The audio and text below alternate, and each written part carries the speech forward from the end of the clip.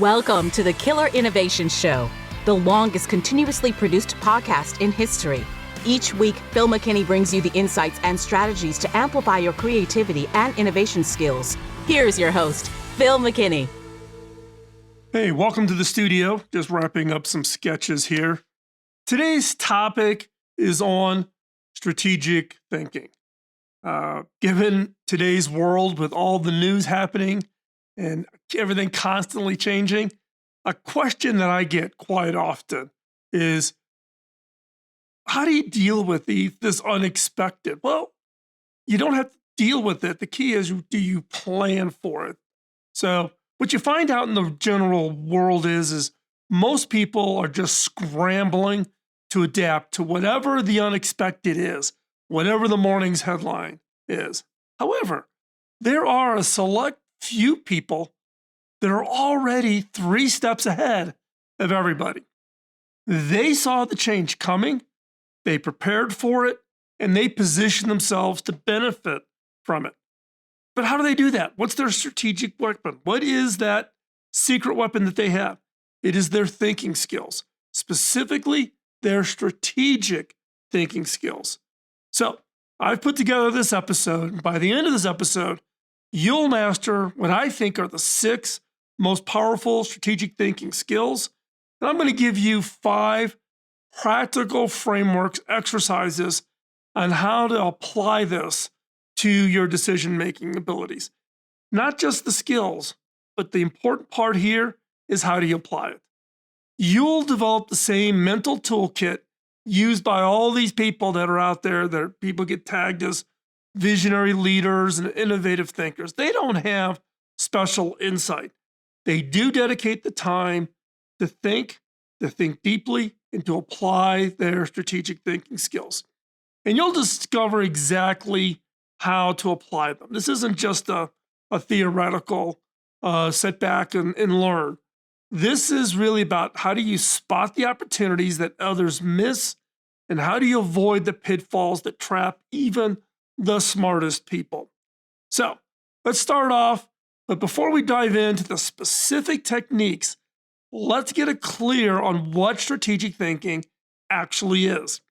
Unlike tactical thinking, which focuses on immediate tasks, or operational thinking, which concentrates on efficiencies and processes, strategic thinking is about seeing the big picture and, most importantly, in my mind, a longer time frame. Think of it like this. Tactical thinking is playing the next move in chess. Operational thinking is mastering the rules and standards and the standard patterns that you see in a chess game. But strategic thinking is understanding the entire board and planning several moves ahead. How do you become a master chess player? By applying that strategic thinking. How do you become a grandmaster in the business world? Is your strategic thinking skills. Developing a strategic mindset starts with training yourself to look beyond the immediate outcomes. When faced with the decision, push yourself to consider its implications, not just tomorrow, but months and even years into the future. Now, this sounds simple, but it is surprisingly rare to find people who can think strategically. Think consistently, and who've honed this skill. Most people just get caught in the urgency of the moment. They are reacting, not being prepared, and therefore getting caught off guard. The strategic mindset includes really 4 key elements. One is, you need a long-term orientation. You need looking beyond just the immediate outcomes. 2, pattern recognition, connecting the dots across different domains. 3, comfort with uncertainty, making decisions with incomplete information. And this is the number one thing I see with new executives, being unable or uncomfortable at making a decision, making good decisions when you don't have all the information, you don't have all the data. Face it, you never will. And then proactive approach. shaping circumstances rather than just responding to them. If you apply strategic thinking, you can actually steer what's going on to your advantage. Now, once you shift from reacting to anticipating, you start to design the game rather than just playing the game. But how exactly do you develop these abilities? That's what we're going to explore next with the 6, what I think are the most important strategic thinking skills that really form the foundation. So let's talk about skill number 1, second order thinking. This first skill in second order thinking is something that most people, I think most people do it, they just don't consider it. But most people just focus on the immediate results of their actions. That's the first order effect. If I make this decision, this happens. Strategic thinkers ask, and then what? That's the second order. So let me give you an example. When streaming services first appeared, many film studios only saw the first order effect.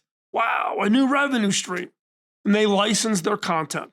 However, Netflix, thinking several steps ahead, saw the second order effect. By gathering data on viewing habits and building a relationship with viewers, they could eventually create their own content and reduce dependencies on the studios. While studios were playing checkers, Netflix was playing chess. To practice second order thinking, get in the habit of asking yourself a series of questions after your initial analysis. Some of these questions could be, well, if we do X, what happens next? And after that, what happens? How much these circumstances impact other factors of our business, our industry, our competitors? And then, what feedback loop might emerge over time? Netflix really tuned in on using viewer data. So every film you feed in and watch on Netflix, they use that to prioritize the new scripts that they're going to select based on what people are watching today. That feedback loop is hugely, hugely powerful. Now, this example discipline forces you to trace the consequences through the systems over time. And that's the key. It's not the immediate decision.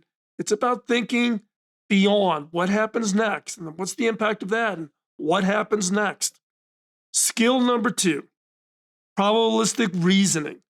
This is a thinking in terms of likelihoods rather than certainties. Look, we all like to have certainties. If I do this, this will happen. If I do this, that will not happen. Life doesn't work that way. Our brains naturally want yes, no answers, but reality, I don't know about you, rarely obliges. Instead of asking, will this work? Try just wording it a little bit differently. What is the likelihood this will work and under what conditions? This shifts you from binary thinking to a more nuanced view that accounts for uncertainty. A practical way to develop this skill is to keep a decision journal. Write down important decisions you make along with your initial estimate of how likely various outcomes are.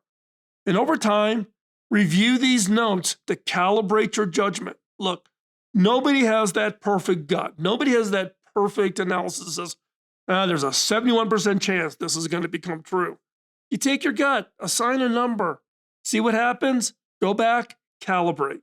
What should you or could you have seen to give you a more accurate feel of what the likelihood that something was going to happen? And as you get more experience and you go back and you create this historical data, you will calibrate your judgment and you will get better and better at being able to predict what the likelihood is. And you're never going to have something that's 100% or 100% is the only decisions you make. Sometimes you got to make a gut and make a decision when maybe something is 50-50.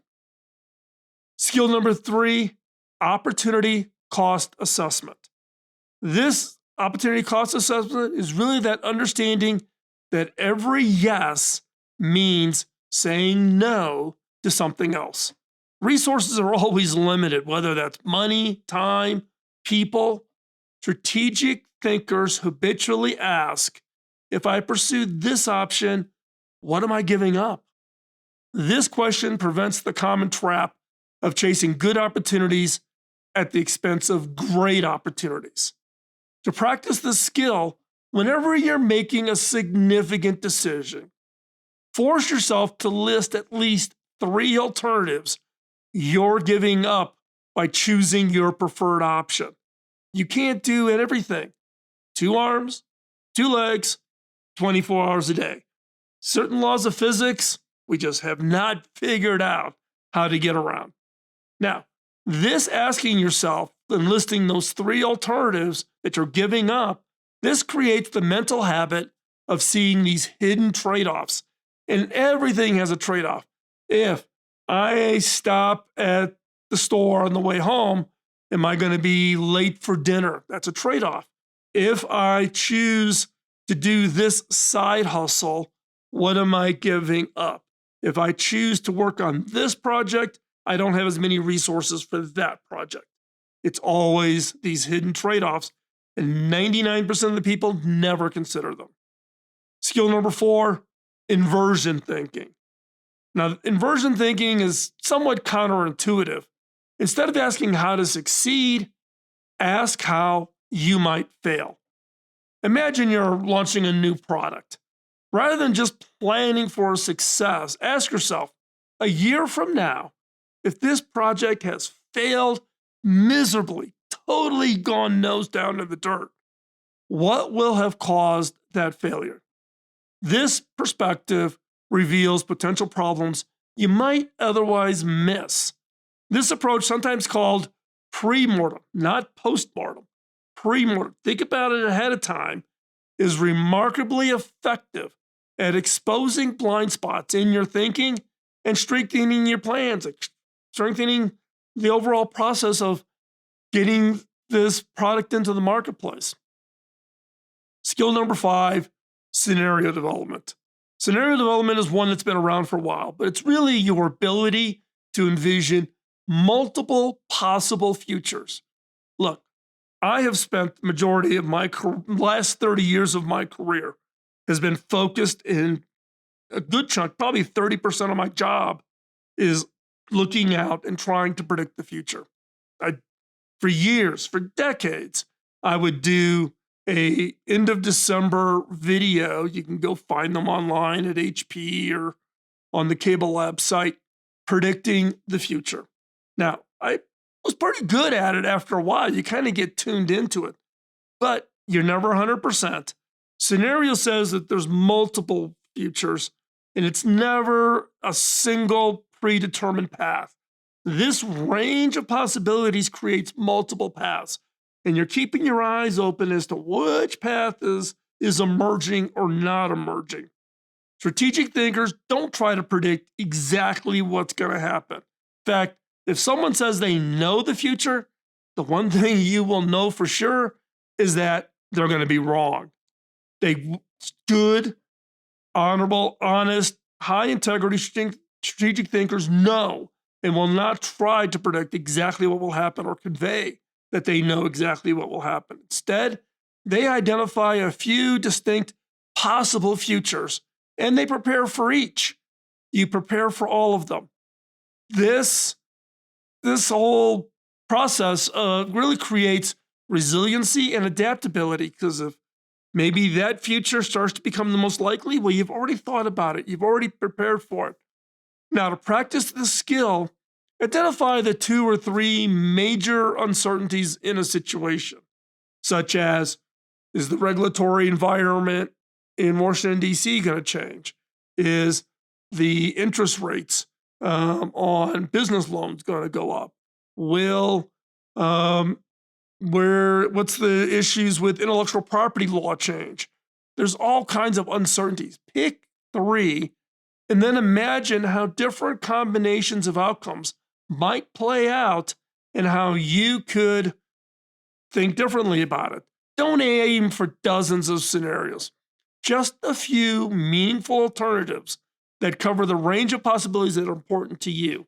And then keep track of it. Keep them in front of you.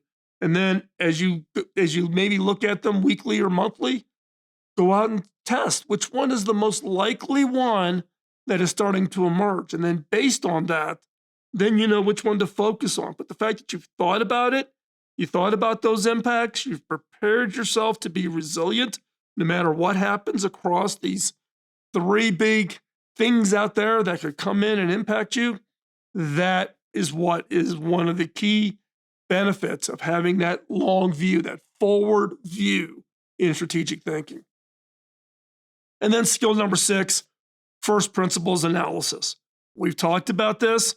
We've talked about it many times. I talked about it in my episode of my meetings. Give you one example. I've had multiple meetings with Elon, but there's an episode out there of just one of my meetings going into a little bit more detail.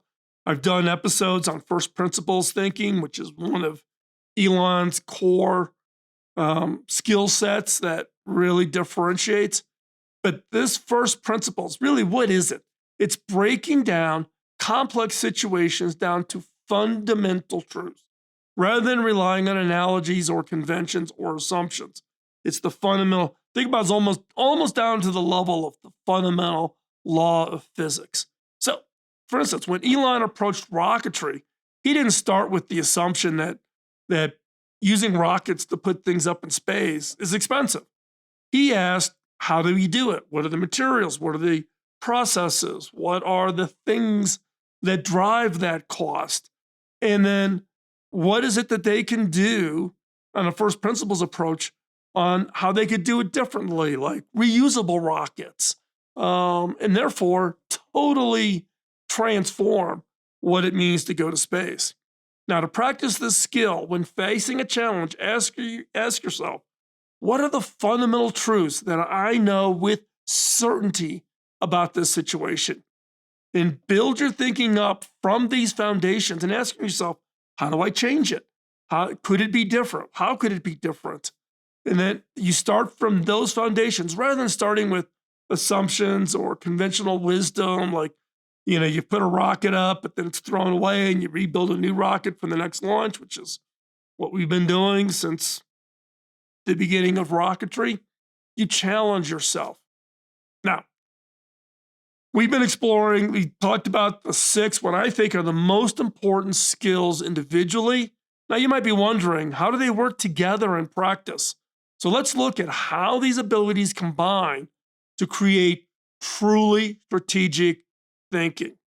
Now, in reality, the power of strategic thinking emerges when these 6 skill sets work together. There are no complex challenges that can be solved with just one approach. Instead, strategic thinkers draw from this toolkit, applying different skills as the situation demands. Let's go back to thinking about chess. Chess grandmasters don't just rely on calculating the next move, which would be tactical thinking, but combines pattern recognition from past games with scenario planning about future moves, all while assessing the opportunity costs of different strategic options. So, this grandmaster applies 3 of the 6. Similarly, you'll find yourself naturally combining these skills. When evaluating a major decision, you might start with second-order thinking. Go beyond not just the immediate impact of the move, think beyond it. Then apply probabilistic reasoning to assess various outcomes. What's the most likely this is going to happen, or what's the most likely that's going to happen, while using inversion thinking to identify potential pitfalls. So how do you develop these skills into habits that you can apply automatically? That's what we're going to explore next. I've got 5 practical exercises to strengthen your strategic thinking muscle. And these aren't what I would call straight exercises. These are examples, exercises, mindsets on applying strategic thinking to some of the more likely things that you're going to apply them to. So let's jump in. So these 5 cover a whole range of areas. The first one up is one that we've talked about a little bit before already, and that's pre-mortem. This is going to take in inversion thinking and second order thinking to really apply. So before starting an important project, imagine that it has failed completely. Spend 10 minutes writing down all the reasons for the failure. Not that it did fail. Think about it. A year from now, 2 years from now, 3 years, this thing goes face down. What would be the most likely reasons why that failed? You couldn't get funding, regulatory environment changed, competitors did something, right? Spend 10 minutes, write down all the reasons for the failure. Now, this exercise leverages both inversion to expose potential problems before they occur. To conduct really an effective pre-mortem, vividly imagine the project does fail 1 year from now. List as many potential causes of failure as possible. Be specific of what went wrong and why. Prioritize the most likely or impactful failure points. Now, this most likely is what? You're going to rank it saying, okay, this one's got a 70% chance of being the reason. This has a 20% chance of being the reason. And now think through that exercise and think about how would you prevent that failure from happening? What would you do differently? What would be the scenarios in which that would happen? And how do you plan for that so that you're ahead on the thinking before the failure even emerges? Okay, that's exercise number 1. Exercise number 2 is what I call the 10-10-10 analysis. This is using second order thinking and opportunity cost assessments. So when you're making a decision, ask yourself how you feel about this decision 10 minutes from now, 10 months from now, 10 years from now. 10, 10, 10. 10 minutes, 10 months, 10 years. This forces you to consider different time horizons and avoids our natural human habit of short-term thinking.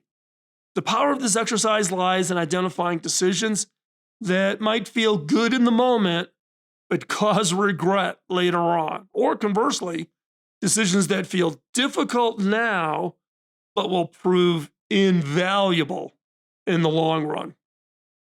And apply that. When you get ready to make a decision, any decision, apply the 10-10-10 and see if you do feel differently. If you do feel differently, ask yourself, why? What's holding me back from making this decision? It's uncomfortable now because I've got to do something maybe with resourcing or budgets or whatever. But thinking about it in the 10 minutes, 10 months, 10 years, you get the feel for why am I uncomfortable and forcing yourself to really think about what decision you should make. Exercise number 3, future back planning. Future back planning. Now, this uses scenario development and first principles analysis. How to do this? Start by clearly defining a desired future state. Then work backwards to identify what would need to happen to reach it. Some people refer to this as backcasting. You go out, position yourself some point in the future, 3, 5, 8, 10 years out, and then backward cast and then lay out all the pieces and all the steps. What is it going to take for that to be successful, for you to reach that state? Then this approach often reveals steps or requirements that forward planning totally misses. So if you want to be the future state where you've achieved something, or you've dominated a new market that you've been desiring, whatever, position yourself there, think back, and you more than likely you're going to uncover something that forward normal traditional planning activities would totally miss. So for example, if you want to become a senior executive in 5 years, you from a career perspective, you want to be a senior executive, work backwards to identify the skills, the experiences, the relationships you need to develop along the way to be successful. Lay all that out, and now think about what do you need to do to make sure you make those happen. If you do forward thinking, you're only thinking about the next step. Well, the next step is I need to get skills. So I'm going to do an internship, or I'm going to do some of my own personal projects to build up my project portfolio, right? So that if you do that, you're going to get stuck in the serialization. Forwardcast to the future, then backward plan. That allows you to kind of see the bigger picture. That is strategic thinking, seeing that bigger picture. Exercise number 4, perspective shifting. Now, this is using probabilistic reasoning and first principles analysis. So in this case, when you're stuck on a problem, try viewing it from drastically different perspectives. You've heard me use the term fresh eyes. We always need to be thinking about, how do I look at the problem differently? Because we all get caught in a rut. Our experiences, our expertise, schooling, whatever, we get caught in these ruts. How do you change that perspectives to see something fresh? So you ask yourself, how would a competitor see this situation? How would a customer see this situation? Someone from a completely different industry came in and did this analysis. This exercise breaks you out of that fixed thinking pattern by forcing you to consider alternative viewpoints and probabilities you might otherwise miss. And so therefore, it can be immensely revealing. Now, in my case, I do this myself, but I also take a problem to somebody that's not familiar with an industry or the technology and just have a conversation with them and ask them questions. Don't try to pitch them. Don't do that. Ask them questions. That jumps into exercise number 5, which is strategic questioning. Now, this is basically using all 6 of the strategic thinking skills. And this is incorporating questions into your thinking routine. Questions such as, what am I missing? Well, that improves your probabilistic reasoning. What am I missing on what could not go or could cause this to be an issue, or the most likelihood of what's going to happen? I need data or more information to be able to determine what's the probability that X is going to happen. What would change my mind about this? So I'm thinking this, I've made this decision, but what would change my mind? Well, that is challenging, or the challenges of first principles. Did I make a decision based on an assumption? If I attack that assumption, is it different? Next is, what would make this decision look foolish in retrospect? This is inversion thinking. If I make this decision and then 3 years from now I look back, what would make this decision look foolish in hindsight? Next question is, what's the non-obvious solution here? Now, this is really prompting for second order thinking, right? Stopping at not that immediate decision, but if I make this decision, what's next? If I make that decision, what's next? Getting beyond just kind of the shoelaces and being able to get your head up and looking out towards that future. Another one is, what am I giving up by choosing this? So this is opportunity costs. And we should always be thinking about opportunity costs because everything has an opportunity cost. You choose to sleep in rather than working on your book, that's an opportunity cost. You choose to do a side hustle, the opportunity cost is time with your kids. Everything has opportunity costs. Think about that. Another one is, how might different futures affect this decision? So how the outcome of an election, the merger of 2 companies, finding a spouse, how might different futures affect whatever decision? This is scenario development. And you can apply scenario development to everything, whether it's scenarios for choosing kids to go where your kids are going to go to college, to finding a spouse, to what companies you should work for, and think about that from a career perspective. So I would encourage you, think about scenarios more broadly than just the business problems. Now, the key to all these exercises is consistency. Even 5 minutes of strategic thinking practice every day will over time reshape your default thinking patterns. It'll just become second nature, to become automatic.